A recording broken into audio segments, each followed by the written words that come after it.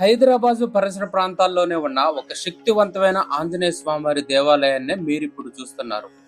ఈ దేవాలయాన్ని హైదరాబాద్‌కి దగ్గరలో ఉన్న మరొక కొండగట్టుగా భక్తులు పిలుచుకోవటం జరుగుతుంది. ఈ ప్రాంతంలో స్వామివారు స్వయంభూగా వెలిశాడు. పూర్వం ఈ ప్రాంతాన్ని కొయ్యరాజులు పరిపాలించేవాళ్ళంట.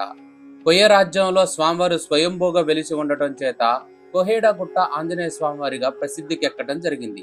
ఈ స్వామివారికి 41 రోజుల పాటు దీక్షగా సేవ చేసుకుంటే మనకున్న అన్ని కోరికలు నెరవేరుతాయని భక్తులు ప్రగాఢంగా విశ్వసించడం జరుగుతుంది. మన హైదరాబాద్ లో ఉన్న అత్యంత శక్తివంతమైన ఆంజనేయ స్వామివారి దేవాలయం ఇది. ఈ దేవాలయంలోకి అడుగుపెట్టిన వెంటనే మన మనసు చాలా ప్రశాంతంగా ఉంటుంది. ప్రకృతి ఒడిలో ఈ దేవాలయం ఉంటుంది.